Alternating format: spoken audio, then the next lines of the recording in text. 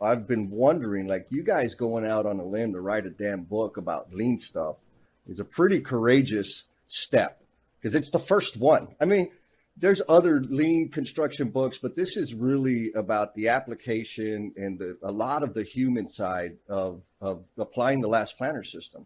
What kind of nerves, what kind of anxiety or insecurities did y'all have as you were working through this? Oh man, this is going to take like 20 minutes to answer that question.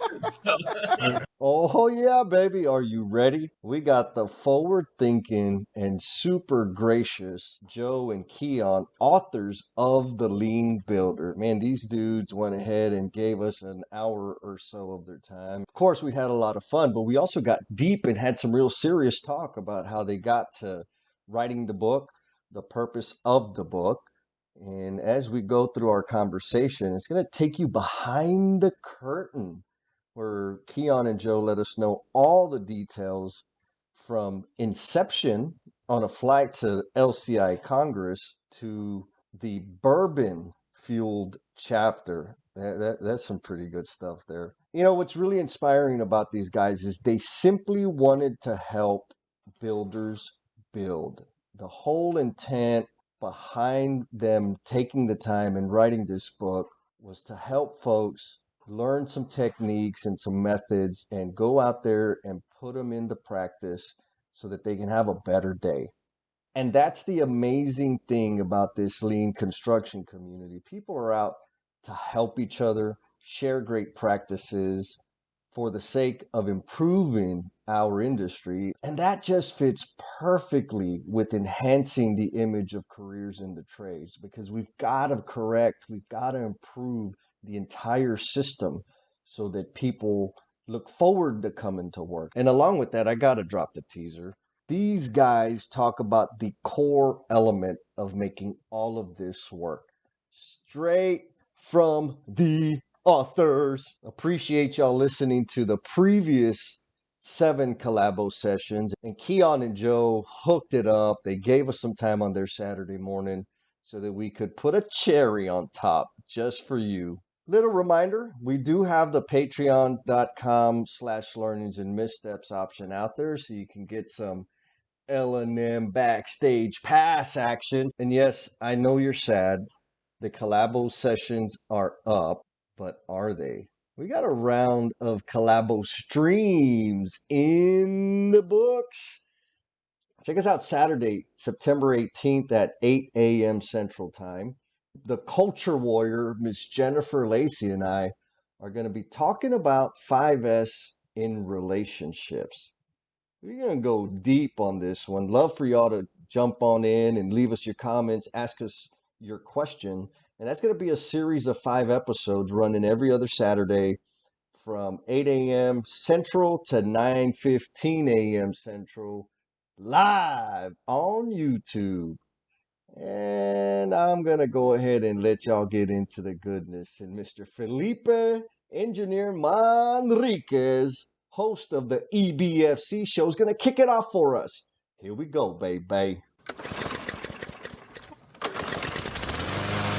We've got 2 very special guests with us, Keyan and Joe, authors of one of our most favorite lean nonfiction and fiction books. It does both. The Lean Builder. You got your book, Jesse? Got it. Got to dust, I had to wipe some dust off. And you will notice that in my book, Joe and Keyan, there's first page is blank, waiting for your autograph. So I will start to travel with this book every time I come to Texas for the odd chance that I might be able to get you to put a signature on it. Ooh, baby. We're all from the construction industry, and there's a certain stigma that we have from, let's say, folks that aren't in our industry, and maybe expectations are a little lower of folks that are in construction than in other professions. And so I've been wondering, like, you guys going out on a limb to write a damn book about lean stuff is a pretty courageous step because it's the first one. I mean, there's other lean construction books, but this is really about the application and a lot of the human side of applying the last planner system. What kind of nerves, what kind of anxiety or insecurities did y'all have as you were working through this? Oh man, this is going to take like 20 minutes to answer that question. And before you answer that question, I would love if each of you would say a little bit about yourself. I'll get started. So I'm Joe Donarumo. I'm one of the co-authors of the Lean Builder book, which Jesse and Felipe have been doing these collabo sessions on. My day job, I'm a senior superintendent for a construction firm called Lindbeck. I work out of Fort Worth, Texas, and I primarily focus on healthcare construction. I also head up our Lean application within our company internally. So I'm Keyan Zandy, COO of Skiles Group. Skiles Group is a general contractor based in Dallas, Texas. We primarily focus on healthcare construction, but we do work in about 13 different states. And proud to have known Joe for, Joe, how long has it been? Over 10 years now? I came into the industry early 2000s, started implementing last planner system in around 2004. And so I've been around it for a while and try to make it work so many ways and gain so much value over the years. But it was probably 2011 that I took the paper version of the last planner, which it used to be all, 2-week and 6-week and paper that we would pass around, and kind of just blew it up, made it visual. And that was really where the light bulb came off for me and a lot of the other superintendents I was working with at the time. We started transitioning from that weekly subcontractor meeting to a daily huddle meeting. The journey with the Lean Builder for me has been just years and years and years of getting it wrong, or having, on our blog, I joke, there's a blog me and Joe wrote, was like, if your last pull plan sucked, here's some tips. And it's because out of the 400 pull plans I've ever done, probably 250 of them suck. That's what's so beautiful about all this, is there's just this journey. And so for us to link up and put this book together, and we poured everything we had into it from all those years, just in an effort to try to help people. So it's been pretty humbling. I'm going to kind of dive into Jesse's question, because this is going to take a little bit to answer. So I think we kind of got to set the context of really what was in our hearts and in our guts for Keyan and I that actually got to the point of, why did we want to write a book?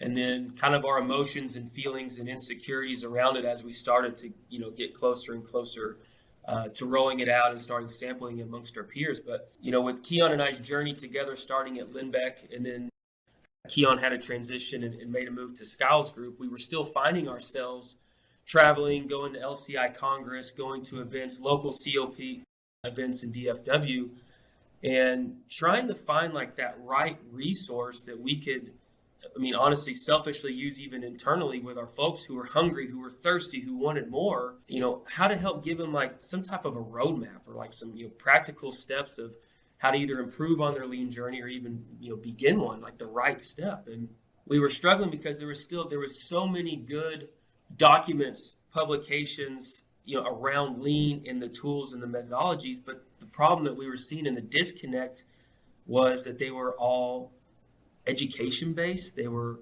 theoretical. They were white papers, which they all have their place. But the target audience, the demographic that we needed to deliver the information to, were the men and women putting that shit in place. And Joe, sorry to pause you. You said that so eloquent. I got tired of finally convincing a superintendent or a peer to try implementing lean in the field, and they said, "Hey, well, how do I do it?" And then I hand them the Toyota way. They're like, "This is all Japanese terms. How am I going to use this?" And I'm like, And that's, I think, where so many people struggle. Not to cut you off, because I want you to keep going down this path, but I think some of the bigger issues that we were seeing was I got frustrated with, in the current state, you couldn't scale this. Yeah, maybe if you're Turner or you're a big firm to where you're on these bigger jobs and you have resources or you have the right type of team to do it. I'm trying to say, and what me and Joe talked about is if you're working for a company that only does 30 million in revenue a year, there's got to be some type of system that they could pick up a book, understand how it works, and go without any additional resources. doesn't matter the level of skill set of that super, from being high tech to low tech, old school, new school, like to just get it. It didn't exist. And that was hard. Yeah. That was frustrating. That was the gap, right? Like that was the missing link that we needed to bridge. And what's interesting is like I feel like we both kind of felt that in our gut for probably about 3 years, like leading up to the point where we actually began to write the book, because we were going to, an LCI Congress, and we were constantly like kind of searching around, looking for the right presentation or the right maybe champion or coach or someone who was like putting this together or assembling some type of a package like that we could deliver for, our own needs, with our own team, or to share within our local COP and help those around us. And then after 3 years of like feeling like we were continuing searching, like I remember this all goes back, I think I might even talked about this story with Felipe. By coincidence, we happened to book like the same Southwest flight, like going out to Anaheim, California to, I think it was 2017, to the Congress in Anaheim.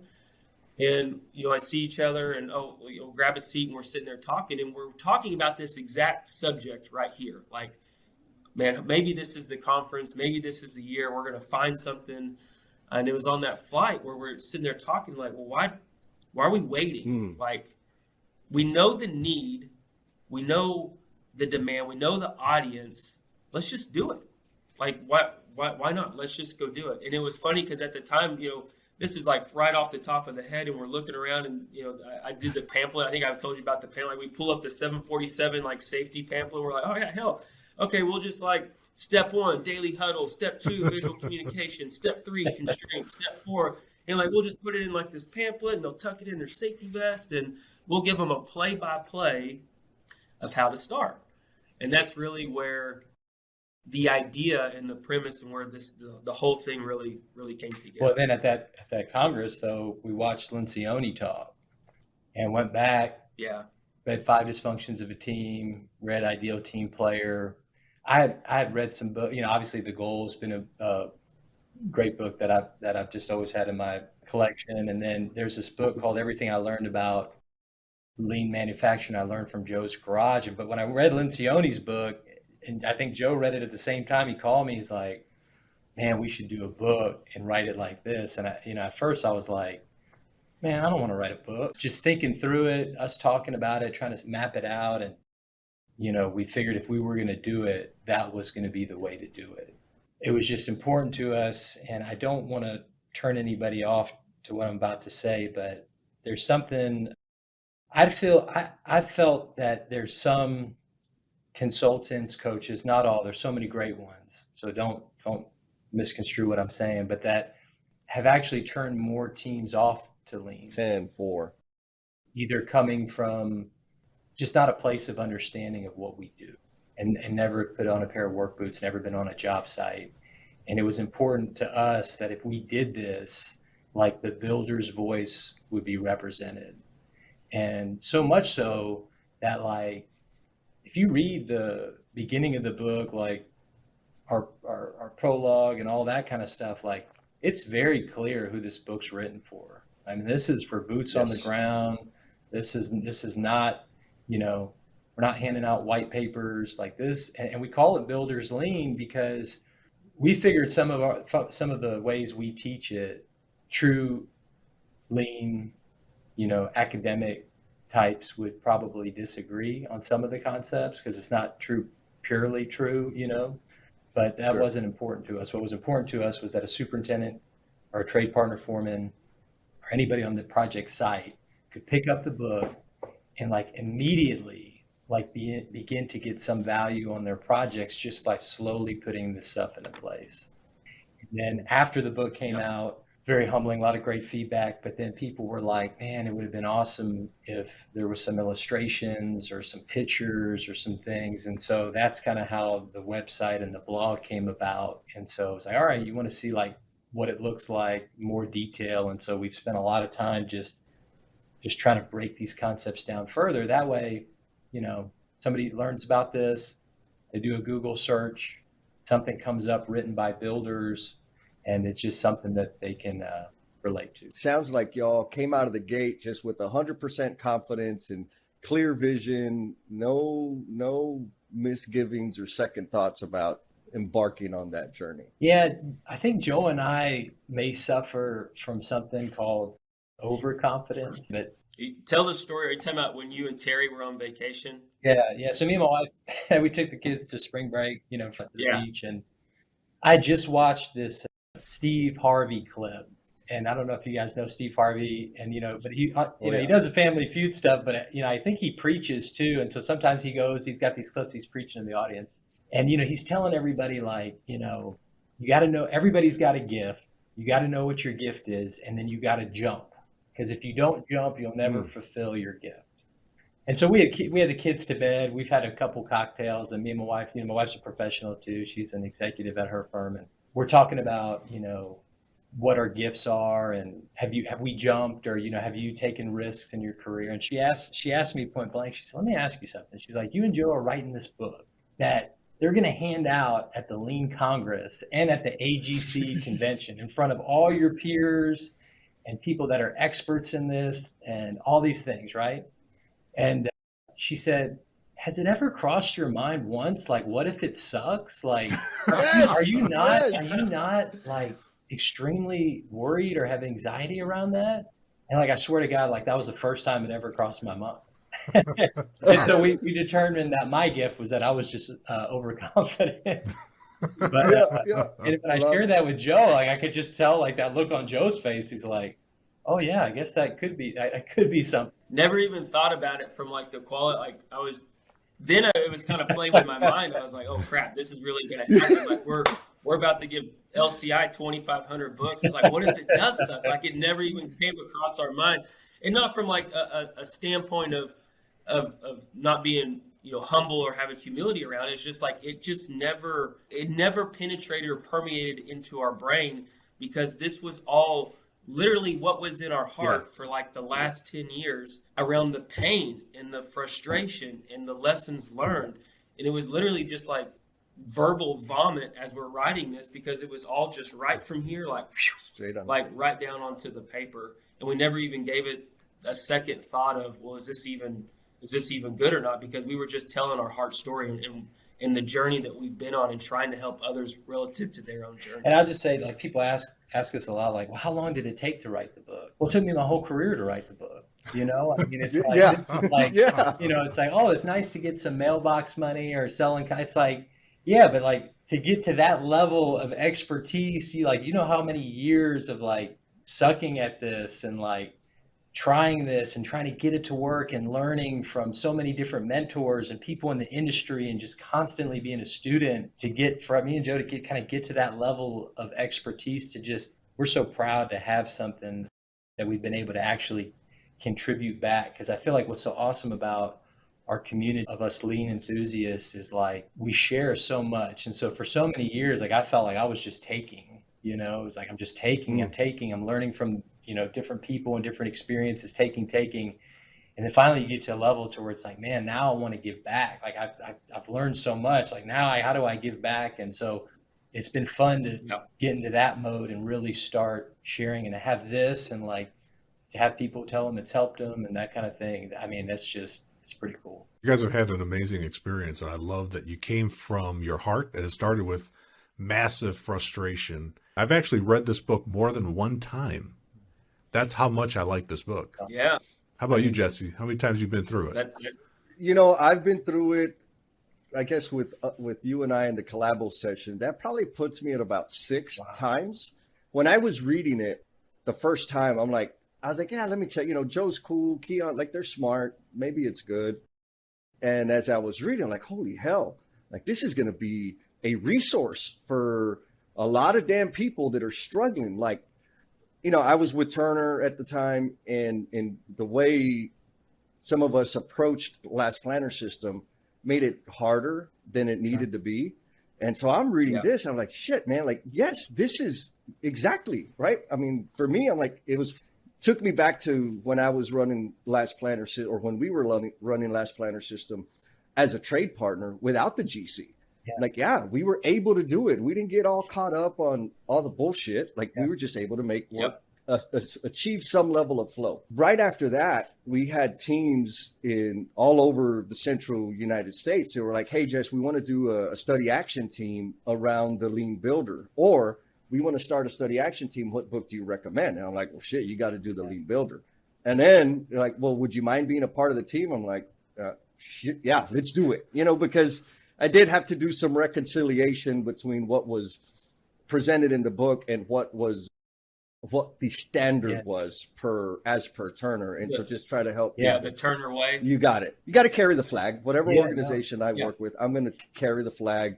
But it was just kind of like, look, start here, but this is where we want to get to, but this is the best place to start. So there was no doubt that it was going to be a resource. I also I think this is an important thing. I know for me, it's extremely important. And for the L&M family out there listening, the young tradesman, the young engineer that's just getting out of university and kicking off their career, like, you guys are a phenomenal example of what can be accomplished by identifying a problem and taking action upon it. It may have taken 10 years, but that's where we're all at, right? Everybody's got an idea, and the cemetery is full of ideas. But you guys actually took action around your idea, and you're construction workers. Like, at the end of the day, we are construction workers. And so y'all are an example of what's possible.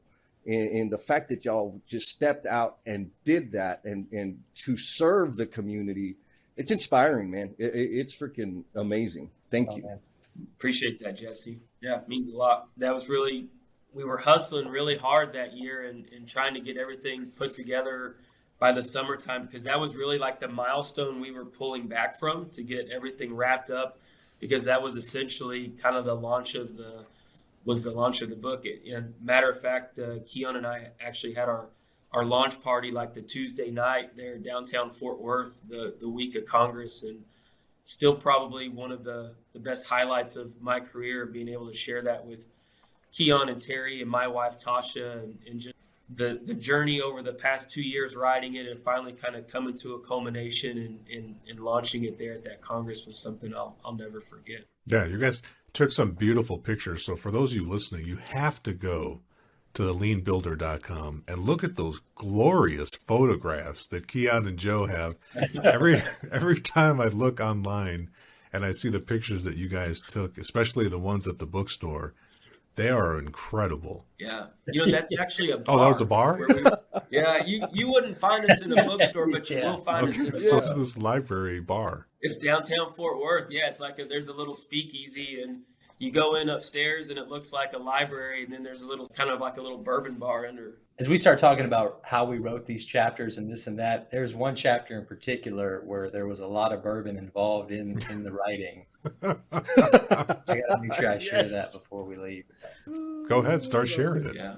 We're getting close to the end of the book, and Joe and I are headed to AGC National Convention in Denver. Anyway, we got there early, and there's that Union Station in Denver, and there was just this nice little bar in Union Station. We start writing the PPC chapter, which is one of my favorite chapters of the book. We really wanted for like some type of story where people understand how Alan even got to where he was implementing this in the first place.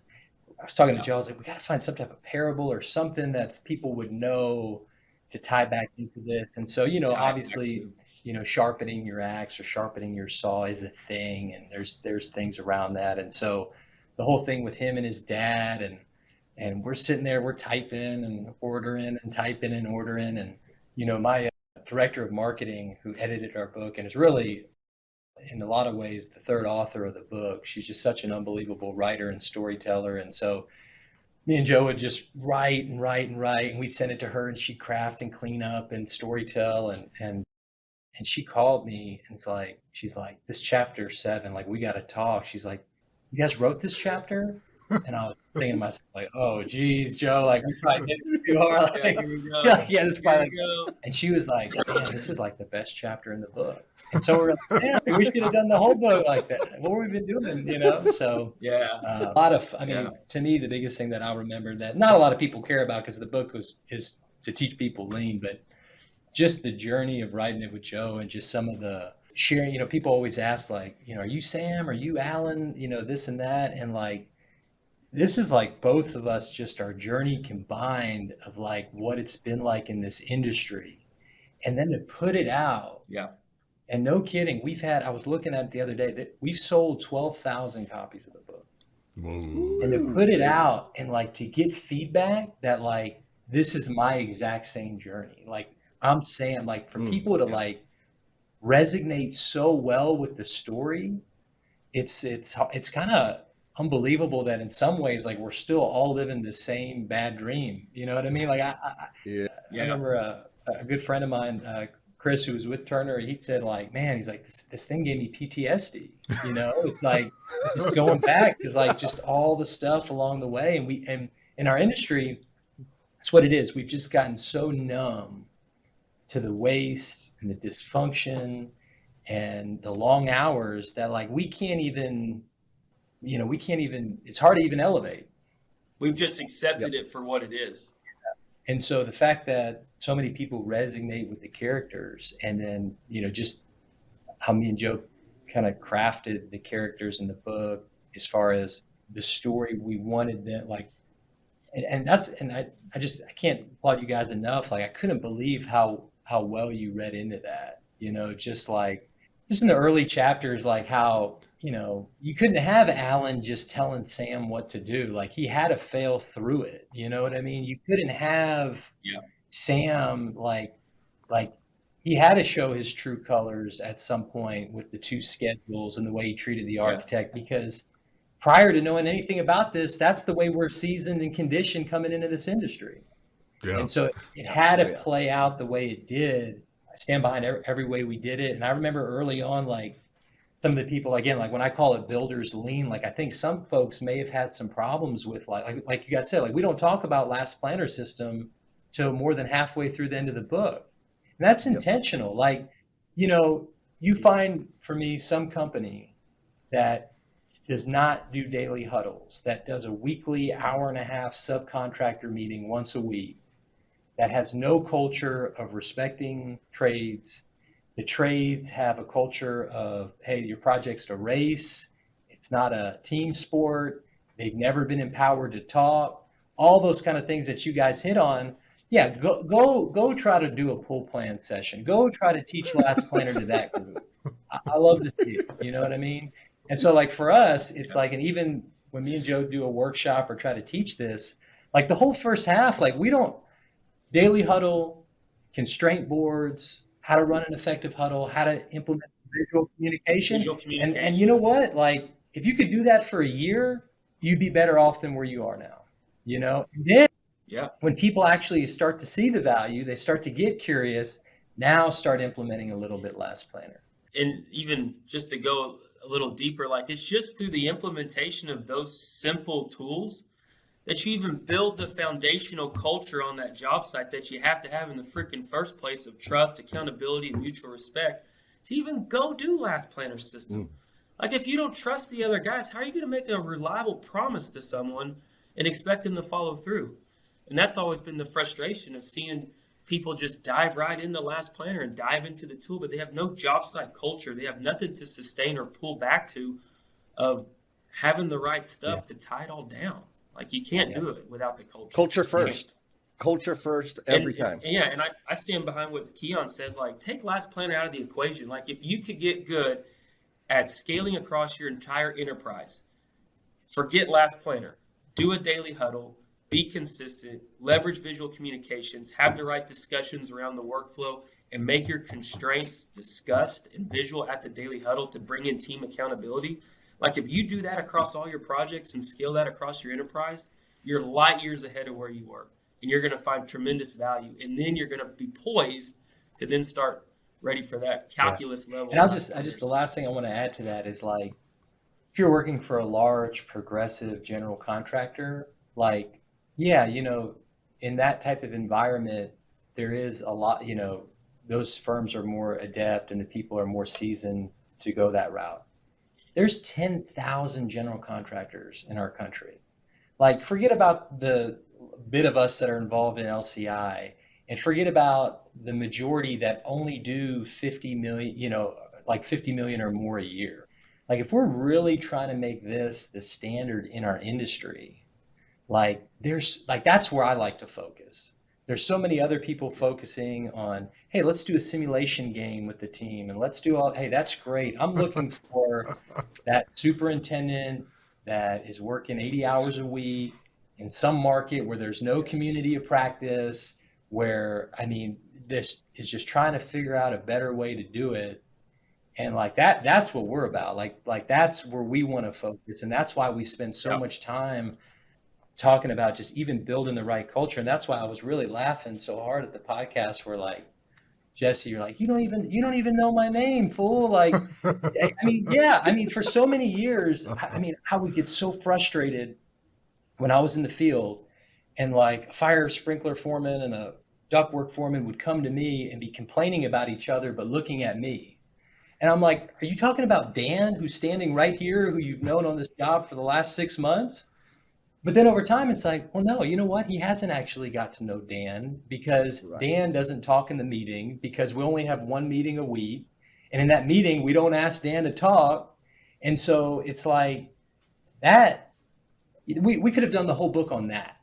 And then the second book could have just been about Last Planner. And so I think that's kind of the mindset of like, I think for the folks that are in the bigger firms that have internal processes, this and that, which I know the books helped, and we're humble for that, but like we're hoping to like change the industry with the kind of conversations you guys had in the earlier podcasts around those early chapters, because that's just the stigma in our industry. That's the conditioning in our industry, and that's got to fix. Otherwise, none of this other stuff's going to work. These tools won't work, just like Joe said. You're right, Keyan. And Joe, you're right too. It's 2021, and I still go to construction projects every month.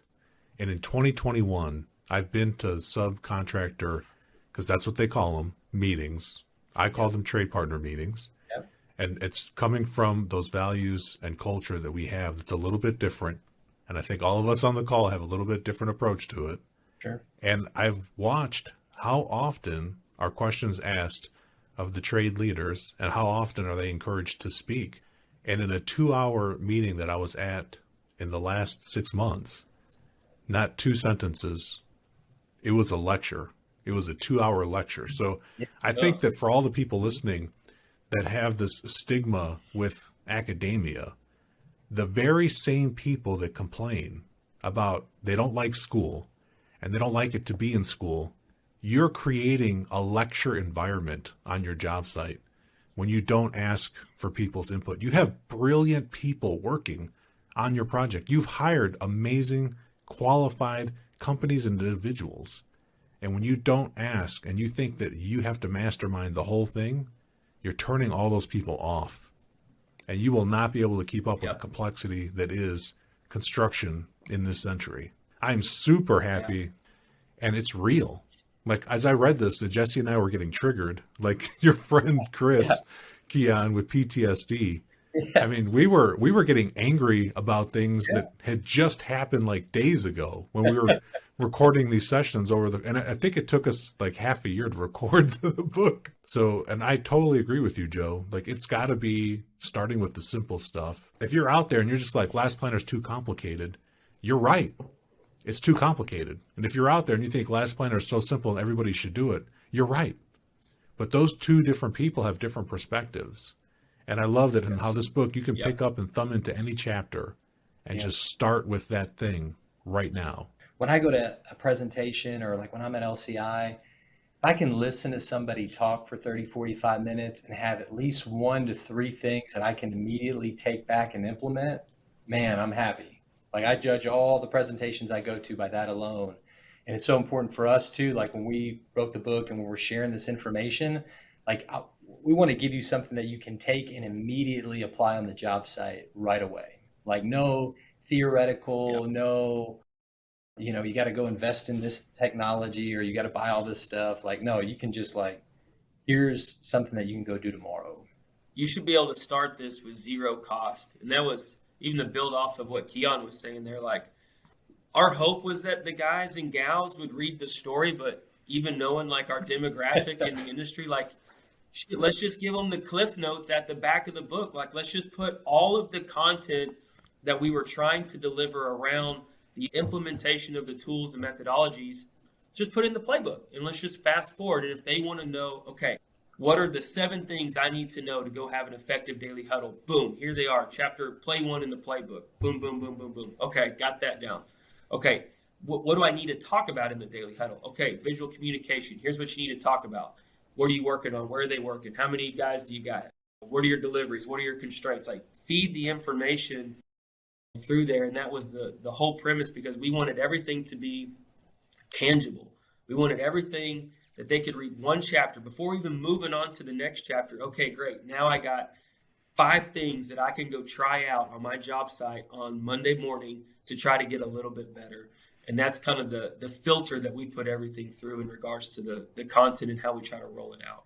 And exactly what you're talking about. After they read a chapter, they're now equipped to go do something. What advice would you give folks that feel like they need to take the book with them and make sure they do it perfectly?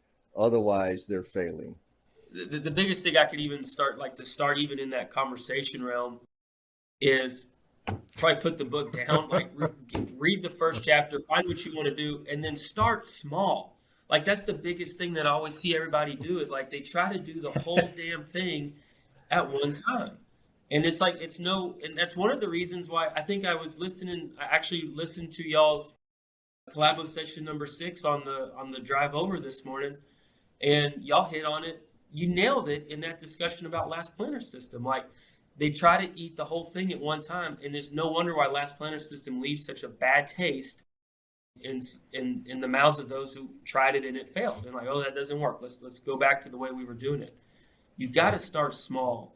You got to get a little bit of momentum, and you got to show the value add to yourself and your team before you're ready to move on to the next thing. Like, if you're not proving that system or tool is creating value, then there's no justification for even taking it any further. So start small. And then to answer your question more directly, Jesse, think about your audience, think about your team, ask questions, and find out what's going to make the most value for them.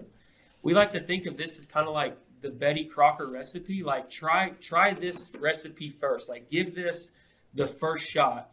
But then as you master that, I think Keyan does a really good analogy with it. He's like, if you want your cookies a little sweeter, put a little bit more sugar in. If you want more chocolate chips, put a little bit more. If you want to get crazy and put some walnuts in there, throw some walnuts in. But start with the base recipe first. Yes.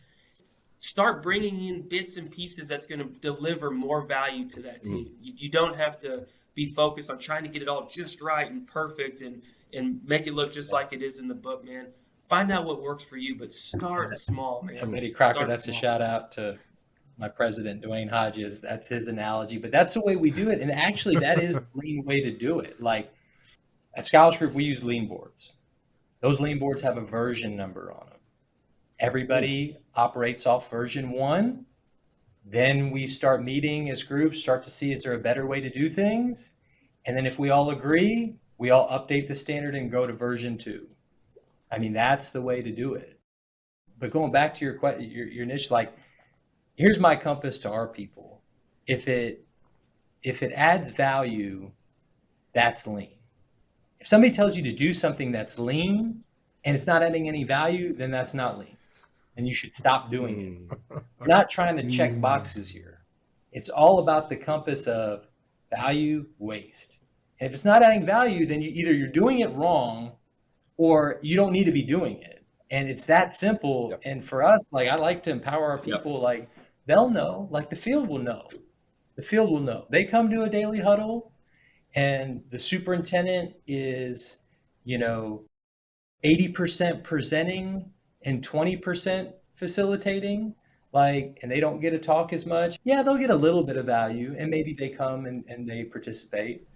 But if the superintendent is 80% facilitating and 20% telling, and now they're engaged, like, they're going to see the value and then they'll want to come. And so just, that's the compass. But I totally agree with Joe. Start small. And people are like, well, how long should I wait? It's like, who knows? Wait a year. you know? Like Yes. it's so funny, like in the more progressive firms too, it's like we'll sit there and talk an hour on daily huddles and then maybe an hour on visual communication if we're teaching something. And you can just tell they're bored. And then I'll just ask a question like, oh, do you guys do this on every one of your projects across your entire company? If the answer is no, then like stop. It's great that your job, you feel a little more progressive. What are you trying to accomplish? If you're trying to build your firm up to be a firm that is a true leader in implementation of lean and changing the industry and pushing the needle, like every project in your entire firm should have a huddle. Every project should be using visual communication. Every project should be managing constraints. You get there? Okay. Now let's start with last planner system. Now let's start trying to implement full planning. But you know how it is. A lot of people like to pick and choose. They do. Everyone wants to shop off of the a la carte menu, Yeah. and they don't want to trust the chef that's spent decades creating their craft and making that food just, especially burritos, just so delicious. Oh man, you're making me hungry. I'll get some breakfast burritos soon.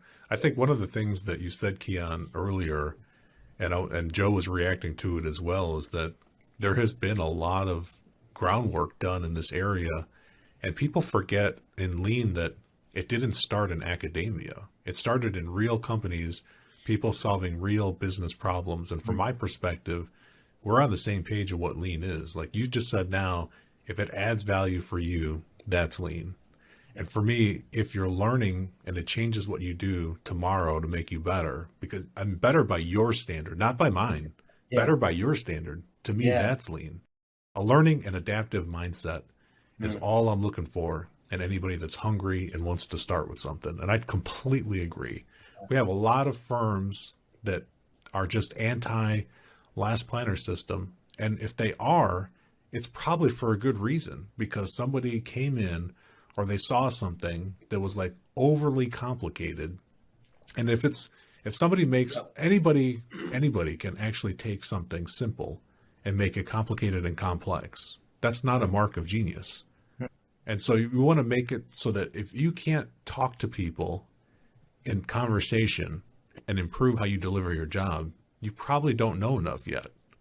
And that's okay. Start, like Joe said, start exactly where you are. If you haven't ever asked, are there things holding you up as a superintendent or as a foreman running crews? If you've never asked your crew, why can't we do this thing as planned? Yeah. That's the first place to start, asking a question, and then you'll build capacity from there. And then I completely agree with Jesse.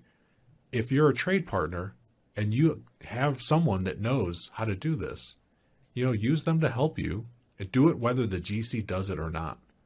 Yeah. I'm starting to know more. I know more trade partners now than GC companies that do pool planning when the GC doesn't. That's becoming a thing. Yeah. Oh yeah. Yeah. And GCs, if you're listening out there, trade partners make real money, whereas we make pennies on the dollar. But I want to ask Joe and Keyan, what's something that you get asked a lot, or what's something that you wish people would ask you when it comes to the Lean Builder or the blog? I might go first. I want to share a couple funny things. So what I did not expect would happen when we wrote the book was that superintendents across the country would send me pictures via LinkedIn of their Elmo dolls on their job site. That's been a little creepy.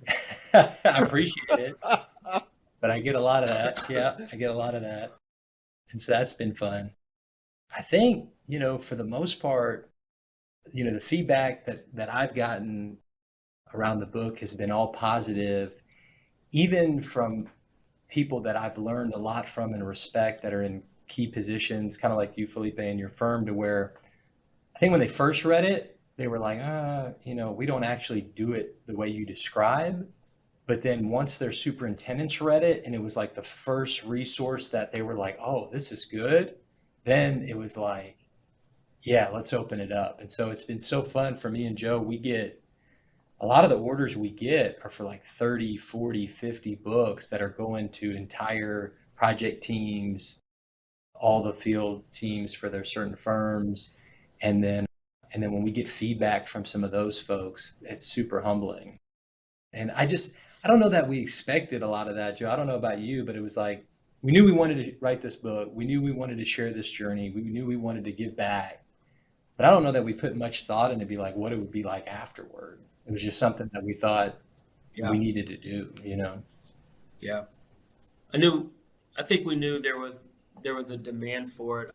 I mean, I'll be straight up, I'll be honest, like, you know, when we rolled it out, we were going to be presenting it at Congress, and we were going to be, you know, distributing it at AGC convention in March of 2020. But I mean, if I'm being completely transparent, I thought it was pretty much going to peak at that, maybe like, you know, another 1,000 or 2 copies after that. But I never would have thought we would have sold 12,000 copies in the time that we did. I didn't think the demand or the hunger for that was that significant.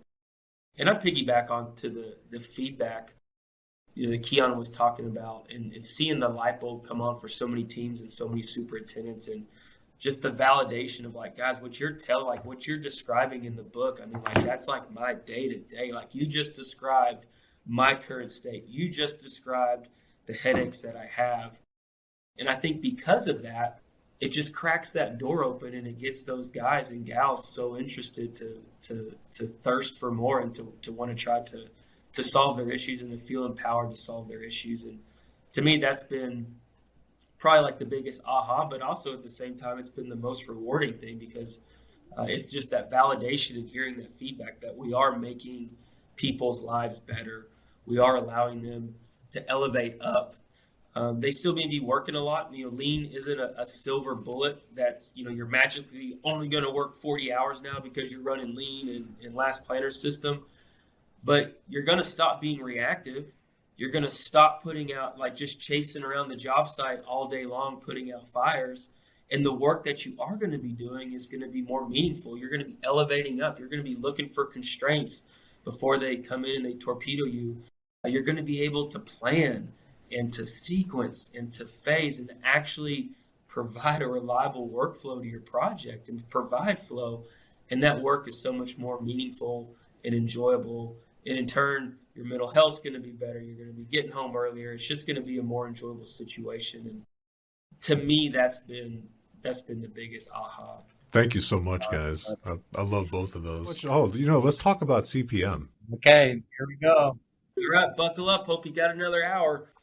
I'm going to flex it right now. Critical path method scheduling. It's World War I technology developed by Henry Gantt back in the early 1900s, late 1800s. From all what I can see, and you guys tell me if I'm wrong, it's never worked in construction. This is an interesting conversation. When I mean it's never worked, I mean for something to work, it should deliver what it promises. Yeah. And that's when it doesn't deliver, and if you have to go through heroics and acrobatics and superhuman things to make that thing work, it doesn't work. That's what I'm saying. This is where I'll start, and I don't know that I'll get too deep, but this is where I'll start. It's two things, right? So number one is, like, for me, I feel like me and Joe are in the business of, like, we're converting people to lean. And in our journey with it, that's not necessarily a topic that I want to engage with, in that it's the standard. In a lot of ways, it's contractual. There'd be so much undoing in the way that getting people to think in a totally different mindset, that's not a fight that I ever want to get into. I perfectly like to teach in the way that, like in chapter 6, where your pull plan session gets implemented back into your master schedule. If you built in some time, that time is team float. If you're going over, you look for a different way to re-pull. Otherwise, you're looking for an opportunity to pull back in a different milestone. But in my experience, trying to have that conversation as part of the way that I would teach the system, like, I'm turning way too many people off, and I don't want to have it. Now, on the flip side of that, no trade partner foreman is walking around the job with the Gantt schedule, making like, that's not how they put work into place. Okay. And so, like, I've been in many debate, Joe knows, like, even just yesterday, many debate of, like, when the people want to go really hard on me on the Gantt, I'm like, listen, hey, record keeping, tracking, making sure that the project's on path at a high level, a macro level, absolutely. But if you think you issuing, a 20-page schedule to the field is how they're actually building the job, like, you're out of your mind. Number two, like, I challenge anybody, even in the best, like Jesse, when you were a foreman in the field, and I'm the superintendent, if I come to you and say, hey, do you know the date that your plumbing in wall is due? I'm not going to lie, 9 times out of 10, they don't. As a foreman, they got the men that they need, they got the materials, and they're pushing as hard as they can to get done. Like, there's no necessary, and yeah, the superintendent's talking dates, but I could go walk any job site, ask the concrete, hey, do you know the date your foundation is supposed to be due? They don't. Try it. They don't. 90% of them don't. And so going back to that, to me, they should. That should be something that's talked about when we talk about weekly work planning. Those mini milestones, those dates, everybody needs to feel that scoreboard, that pressure. We're a team. We got to get through the next phase. And so you're never going to hear me argue, Felipe, around implementing last planner versus Gantt and this and that, and actually how things get built in the field. Where I won't go is that, hey, if you want to use your Gantt schedule to make sure that your critical path shows if you're on track or not, and you're looking at a high macro level throughout your job, and that's what you have to update as part of your agreement, like, hey, you're not going to hear me like try to convince you differently in an effort to that's what turns you off to implementing lean. So I hope that's not a BS answer for you. That's not a BS answer. You started with the BS answer, but then you saved yourself. So thank God. Thank God. I was getting worried that I was going to have to cut all of that answer out. And now it actually gets to stay in the final cut. I'll tell you, Felipe, you talk to a lot of people in our industry. That's a very touchy subject. And I've seen a lot of people that if they feel like that's what lean or last planner is about, you just turn them right off. And I just don't think that's a conversation that we need to have right now. I think the conversation we need to have is around building culture, getting more value back in our day, implementing some of these things that are easy to do, that get more value, that get people thinking in a different way. And then as that needle starts to push and things start to shift, hey, have at it. I agree and somewhat disagree. So That's good. I myself, Keyan, I talked to a lot of people in the industry, and I've been on academic research committee efforts to come to just telling the industry what are the different type of collaborative scheduling methodologies we use. And in that research funded by CII, it included people that make a living just doing project controls or scheduling. And we even had people that have written books on CPM scheduling. And we have people that advise large companies, large software companies that make a full-time living delivering CPM scheduling software to the industry that's used everywhere on planet Earth. And we did have some of those tough conversations. And Keyan, I think those conversations are worth having, but I agree with you that that's not going to get people convinced. And I think we all agree, like from the builder's perspective, and the same is true for people in support functions and also in executives, like at the end of the day, we need to build something. And so we can have some healthy debate and dialogue on what works and what doesn't. And I want the people that make their living doing those things in support I'm not trying to eliminate your job. I'm not. That definitely it has its place. And like you said, some of these things are contractual and standard. But what I don't want to do is to get over reliant on things that don't really function in a way that benefits the people trying to put the work in place. I want to always support the people building it. And the reason I do that is because the clients that we build for need these things.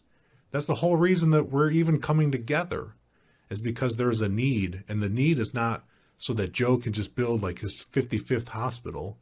The need is because that hospital is going to treat people that need care and need to come back to health. In the case of Joe, because he does a lot of hospitals. And so That's where I'm coming at it, Keyan. Yeah, Like, well, I'll say this, Felipe. I mean, that's why we need people like you in our industry. I mean, continuing to push the needle and to already be thinking that far ahead, to have these kind of conversations and to be doing this kind of research. And so again, you know, you're not going to hear me disagree with that. I think we do need people like you that are trying to push the next phase of what this could be. So you're not going to hear me argue with that. yeah, and I've had, and Jesse has witnessed it on LinkedIn. People have come after me on the CPM debate and on Scrum as well, because Scrum gets a lot of whiplash too, because it's also a pull framework, very similar to LPS. And I'll go back and forth with people respectfully, and I'll even have to call people on the phone. I've had conversations with people that some of my friends have blocked from posting on LinkedIn, and I've given them my cell phone, and we've had like a 10-minute or a half-hour conversation. And at the end of it, Keyan, we both understand each other better. And I've made so many more friends that way. Then I don't tell people like what they're doing is wrong. And in our company, when we developed our LPS, we brought on some chief schedulers from around the organization and some other scheduling managers to make sure that this was something that works with how they're working now. So we're not jumping, like, to go back to what you said about Steve Harvey, like, we're going to jump, but we're not going to jump so far that we fall down and die. Yeah. We're going to jump and still make some progress. So what do you say to CPM, Joe? Because you probably F9 at least a couple times a day. I mean, at high level, I agree and take the stance of where Keyan was headed. There was something that y'all said on your last podcast. I think it was Jesse that was like CPM and Last Planner System were like the parents who got a divorce and they've been separated for 5 years and now everyone's trying to get them back together. I chuckled at that one. To me, they both have their place and they both serve their purpose. If anything, if I see them, like when I visually try to see them, I see them working in parallel.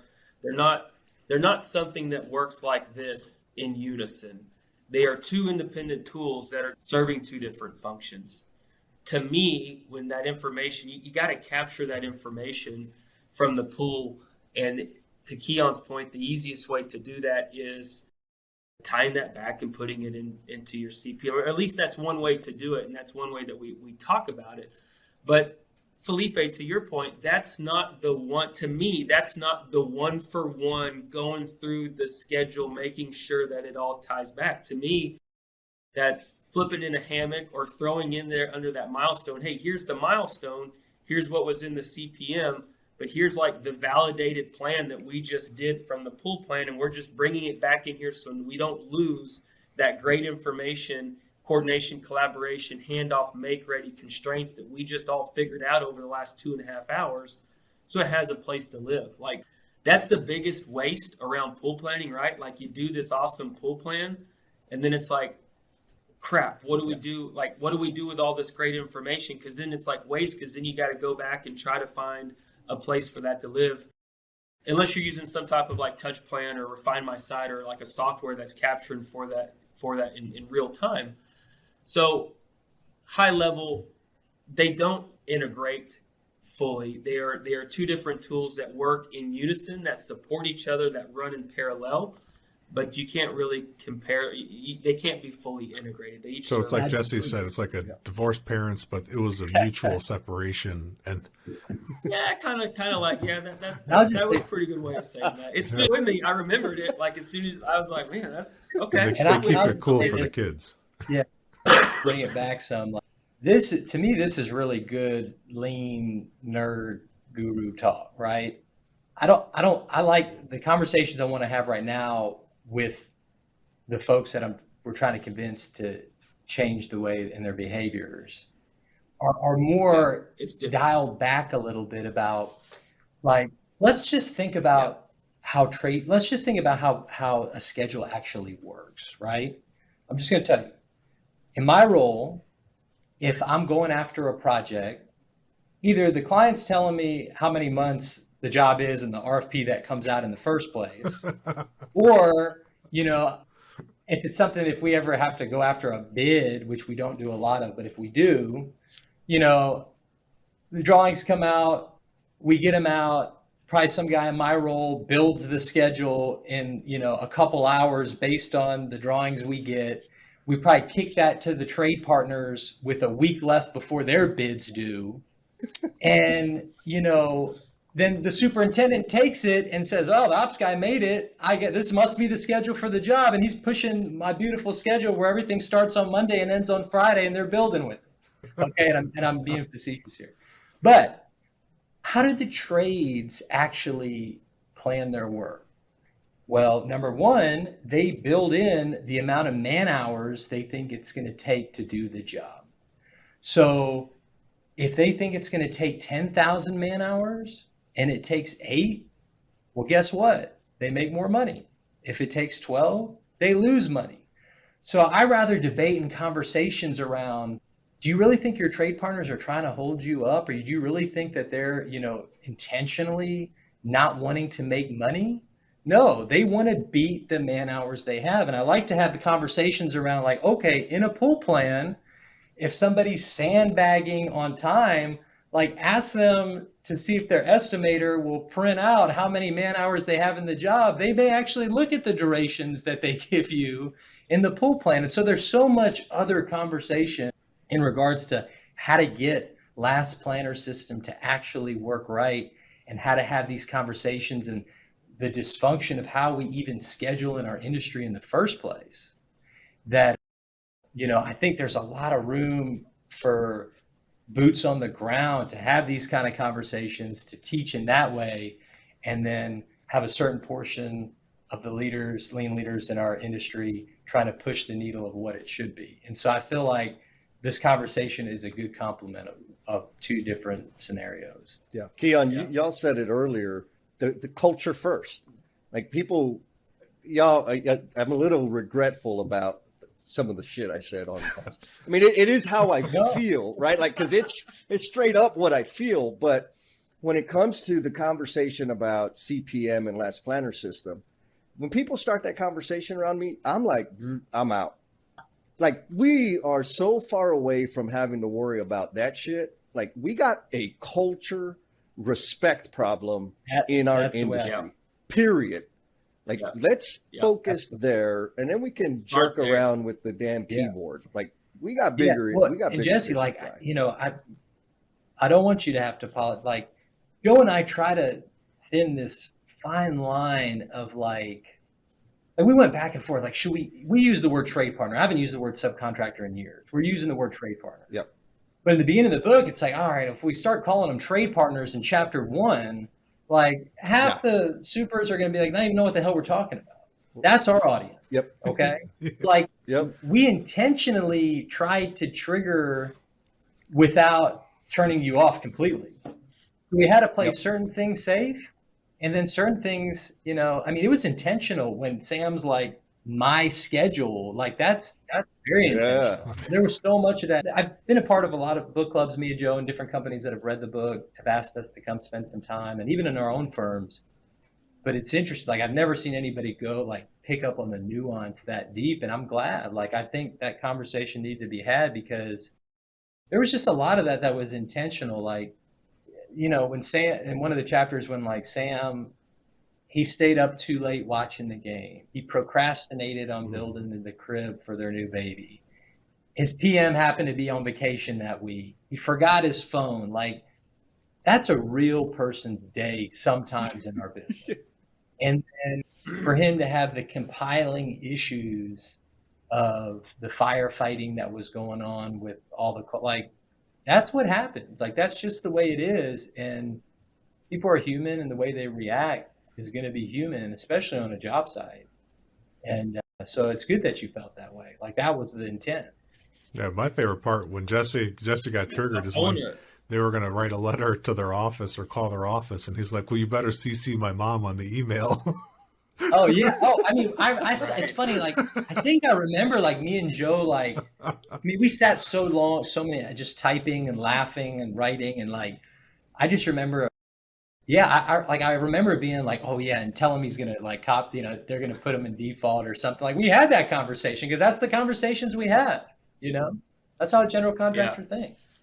I want to add in regards to kind of building off what Keyan said with intentionality too, and this one's not so much relative to the trade partner aspect, that kind of where that comment was coming from a minute ago, but to us it was so important for Alan to be the character dropping the knowledge onto Sam, who was the younger demographic, because I think that's another significant challenge that we're facing in our industry today, because we're at a really kind of weird pivotal time where we've had all these amazing leaders.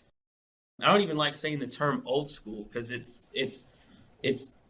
those leaders and the wisdom and the understanding and what they have made them unbelievable, amazing builders. But the game's changed. Yeah. Like, it's not them that's changed. It's the current state of this freaking industry. Like, it's the design. It's the skilled trades and the lack of. It's just the trades in general. It's the communication styles. It's the trade partners and just you guys having to manage the skilled labor and just not having the time to plan and get into the weeds. And most of the time you're ripped off of one job and thrown onto another and you don't know what's going on. And, because of that, it's just tough for what I feel like a young, less inexperienced, either a project engineer, APM, superintendent, to like bring these ideas and topics up to some of these more senior leaders who are like, why do we need to change what we're doing here? Because what I've been doing has been working. I've been with my company 30 years, made my owner a bunch of money. The client asked for me by name, like what I'm doing is not broken. And we just felt it was important to show Alan being the one dropping that knowledge, to not alienate that specific demographic and breathe them into the story and have them engaged into the discussion and just get them there in the first place. Because it is something, as an industry, we got some work cut out for us, and it's going to be a hurdle that we're going to be trying to manage for a long time. Yeah, it couldn't just be some hotshot young superintendent trying to school everybody on how to do this. Like, no one would have. I mean, I'm not saying that's not what happens in a lot of companies. It's usually a younger somebody trying that hadn't been burnt so many times, that hadn't been so dated, that's trying to do something new. But like, that's not fully our audience. Our audience is to try to help those folks. And that's what, like Joe said, man, Sam had to be the junior guy. Alan, the sensei, had to be the older guy, and he had to drop the knowledge in a way that like he's just not spoon feeding it. Like Sam had to learn it. I think Keyan will attest to this, and this is really important.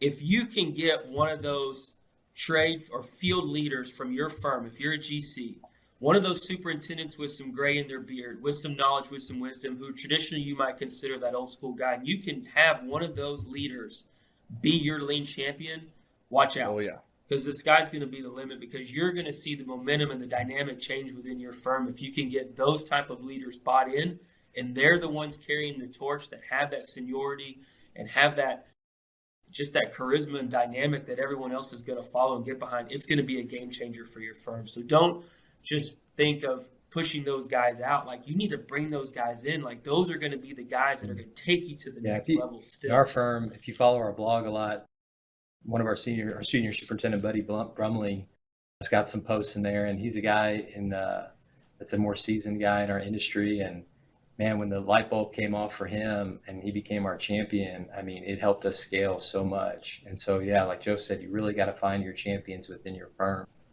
So those are some super duper deliciously good nuggets. I mean, that's for anyone listening, and that works. And even if you're in a small firm of just 6 superintendents, or if you're in a big company with over 200 superintendents, that is true. Your influencers are sometimes the older, more seasoned people, and sometimes they could be in the middle as well. And there are a couple examples of some young hotshot superstars, but the industry has so much momentum and habits baked in.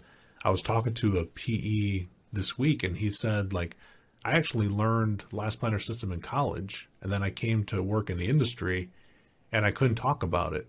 And he said it wasn't. He's like, 3 years went by.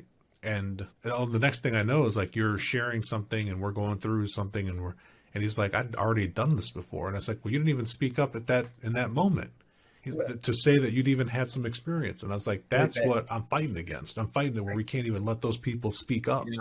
I gotta share a story. So a lot of universities have picked up our book because a lot of universities in their grad program or their capstone programs, they teach lean now, which is awesome. And so they've been requiring the book as reading. And so sometimes Joe and I will speak, but I remember giving a presentation at Texas A&M just about lean. And this was probably before the book, but I was talking about a material delivery board because again, like I'm focusing on things that are very tangible. And so like on our projects, we have a material delivery board. It tracks, what's being delivered, when, what type of truck is it coming in, how is it going to come off the truck, all those kind of things. And I'm explaining this like as part of visual communication to this group of students. And when I give this presentation in industry, like people are like, yeah, that's a good idea. We used to do that in the past, or tracking hook time. And like I see people like, that's great. We got to do that. And I see the light bulbs come on. In the classroom setting, like blank faces. Finally, this kid raises his hand. He's like, hey, I started to ask. He's like, and don't take this the wrong way, but it really doesn't sound that like groundbreaking. He's like, why wouldn't you guys just have a material delivery board anyway? And like, I was like, triggered. I was like, dude, you have been jaded by the dysfunction in our industry. Like, we don't have time to think about common sense. Like, we're too busy chasing our ass. Like, so it's like, I share that story all the time because it's so funny because it's like when you're firefighting all day long, dealing with issues, people issues, project issues, all that kind of stuff, we've become so conditioned to the dysfunction. We don't even know what's supposed to be there or not. And, just it's so funny, you bringing up a kid coming out of school and saying, man, I learned this and this wasn't what I experienced when I got here, and he almost forgot about it, or they wasn't. And I get it. I get it. I see it. It is a very intense industry, and you could be dropped in on a magical project headed to litigation, and you're going to have a completely different experience than someone going on a job where you've negotiated with the client and the client just loves you and they're naming, they're dropping Joe's name and they're just negotiating the job directly based on relationship. Those are completely different things. Yeah, that's two and sides. I think I want to close it down with the resources that you guys are putting out in the book are phenomenal, based on truth. Jesse and I attest, hand to God, truths being dropped in there. And we love the book, guys. We love what you've done. I wouldn't change anything in the book. The fact that it triggers so many people at so many different levels means you did it right. And I think the Lean blog, where you're sharing stories from different voices in the industry, is critically important. I'll share something. Had a young project engineer that doesn't even work in our organization contacted me through LinkedIn, and they said, I read this thing on the Lean Builder, and I've heard you talking about this, and we want to start doing this. What do I need to do? And so I went to the same article that someone had posted on your site, and we just closed a couple of gaps and said, go do it and be patient with yourself. It's not going to be perfect the first time. A lot of people in our industry talk themselves out of trying something because it's not going to be exactly perfect. Yep. I said the best thing you can do, and when you stand up, if your superintendent's going to make you stand up and facilitate this, tell the tradespeople it's your first time and that you would appreciate them to help you. They will help you. Yeah. Love it. So with that, I want to give Jesse the last words, and then I want to thank you guys for coming on the show, and then thank us if you want to. If this has been good for you, then we'll close it down. Jesse. Yeah. Thank you, Keyan and Joe, for being gracious with your time, for giving us the space to actually do the damn collabo sessions, and for the feedback that y'all have given. I mean, Keyan, Joe, both of you guys have sent us feedback about one of the episodes you listen and the dumb shit that comes out of my mouth. And I'm like, oh, okay, good. I didn't piss them off. Like, it's actually like pretty damn awesome to get feedback from you guys and having the impact and the fingerprint that y'all are going to leave in the industry. So it's all I can say is thank you. And I'm looking forward to the ripples of change that y'all are going to continue to have. And I also want to lend myself to you. If there's a way that you can find in the future where I could serve you and contribute to your mission, I'm like totally down. But warning, you already know the way I am. There's some things you might want to take into consideration. So thanks, guys. And I got mad respect for both of you, Joe and Keyan. I have nothing but respect for what the work you're doing and what you've done and why you did it. Yeah, thank you guys. It's a two-way street on our end as well. Felipe, Jesse, thank you guys for the opportunity. Thank you for going through these collabo sessions, and we enjoyed the space this morning. We enjoyed the opportunity to shed a little light into some of the context around how we got to this point and how we got this workout and the platform, you guys. So we're here for y'all as well, and thank you. Yeah, no, likewise. Very humbling to hear that from both of you. I think the two things that I would have in closing is, one, when Joe and I wrote this book, like I remember telling Joe that I hope in like 3 to 4 years' time, there's like a handful of books written by true practitioners or something that if anybody comes to us, it's like, here, read this or listen to this. And so what you guys are doing with your podcast, I can't even imagine the amount of time and effort that takes, all in the effort to give back to the industry. Man, keep up the good fight. This is what's needed. I've never been more excited about the potential of what could be changing in our industry as I am right now. The second thing, and I hate to keep the rumors going, but I can't confirm or deny that Alan Phillips was named after Felipe. So the rumors are still out there. I can't confirm or deny that. No comment. I forgot all of Oh my God, that. kid. I can't believe you brought that up. What did I tell you? These guys do not disappoint. If you haven't gone out and tried some of these things or bought the book or listened to the previous collabo sessions, you need to go do it. And then anything that catches your interest that you haven't tried yet, test it out. Put it into action. Promise you, it's going to make things a lot better. And while you're trying out those new things, how about you give, I'm going to be a little greedy here and make another ask. So far, we're batting 1,000 on our iTunes ratings. We're 10 for 10 with 5-star ratings. And I know there's more than 10 of y'all out there listening, so I'd love it if you would go give us your honest, true rating and leave us a comment, leave us a thought, something that tickled your mind, something that bugged you, something that we can improve. It'll help us, get some more run out there and spread the good word. And the moment we've all been waiting for, recognition for another L&M family member. This feedback comes directly from Daniela Torelli. Daniela tells us, I had listened to the D. Durant episode. I absolutely loved it and will definitely check out some more of your other episodes. Keep up the great work. See, that's what I'm talking about. People are getting some good stuff out of this. Daniela, thank you for taking the time not only to listen, but to go above and beyond and give us the feedback. It's very meaningful. And for the rest of the L&M family, I'm really looking forward to interacting with you on the collabo stream on YouTube. It's going to be some good stuff, and I'm kind of like an open target. So bring it and bring it hard. Peace. Man, you are one dedicated listener, sticking with us all the way through to the very, very end. Please know that this podcast dies without you, and we invite you to share how the episode's impacting you, along with your thoughts, questions, and suggestions. You've been gracious with your time, so we added social media links in the show notes to make it super easy for you to connect with us. Be kind to yourself, stay cool, and we'll talk at you next time.